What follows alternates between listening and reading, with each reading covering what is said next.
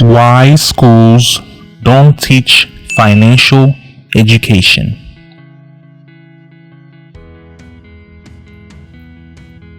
As we grow up and become wiser, we quickly realize the importance of money in this world.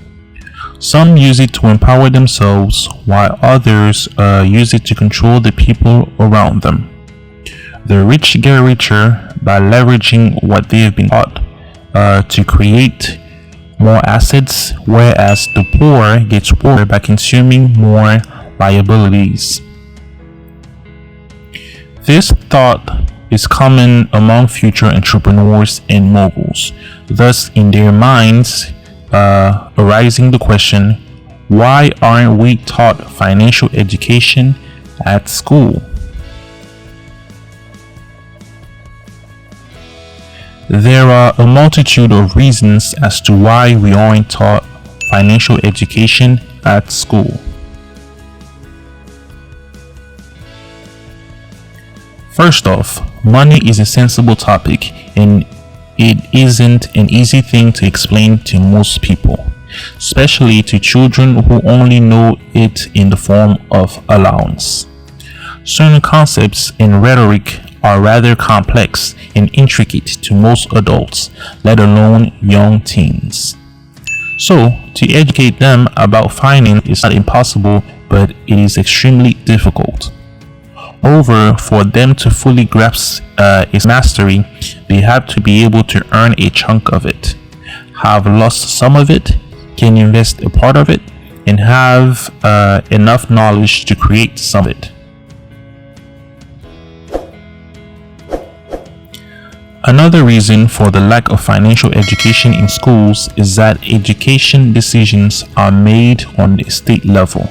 So there's no federal mandate or guideline to help schools learn the most effective approach to teaching personal finance. Furthermore, colleges and high schools curriculums are set by advisory boards. Their sole purpose is to prepare students to conform to the system. That is, graduating, getting a job, acquiring debt, getting married, having kids, and dying. Real life skills are not their priority. It is instead the duty of your parents. Therefore, there's no need to teach you any financial skills. It's the fundamental duty of parents to teach their children about saving and managing money. People who are raised in households where parents are good with managing money tend to grow up to become financially savvy, and better at making decisions than their parents. However, if they grew up in an environment where their parents had bad planning, spending, and investment habits, and bad investment habits for that, they'll be more likely to make non-sound decisions and fall into all financial traps. Therefore, without proper guidance, you can't expect the future generation to be better with money as soon as they've matured. Something to also consider is that there aren't enough qualified teachers in schools, especially in the domain of finances. We all want to believe that school teachers are the most knowledgeable people around. However, that is a big lie. In reality, like anyone else, they themselves are constantly learning and growing. In other words, how can they teach you about money and finance when they themselves are under heavy financial pressure? The school system is outdated. Ever since pre-K, we are always taught to study hard and get good grades. This leads to competing with one another to get good grades, followed by getting a better paying job.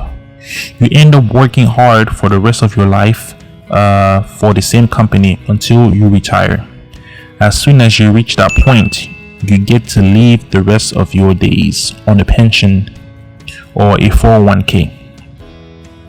When that used to be sufficient in the previous centuries, such strategy is inefficient nowadays. Not only has the system changed, so have the tax pension, and legal systems.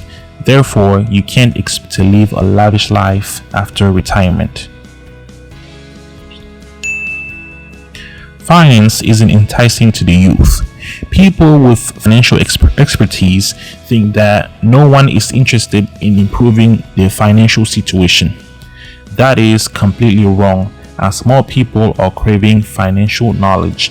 However, today's youth seem to think otherwise.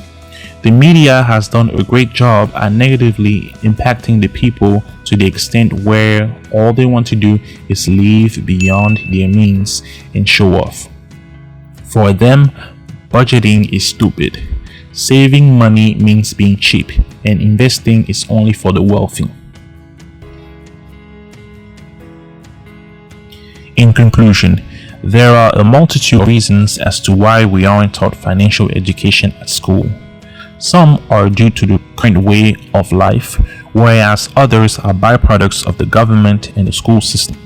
Without proper guidance, you can't expect the future generation to be better with money as soon as they've matured. That is why it is very important to educate people about money and its importance from very early on. The end. Thank you.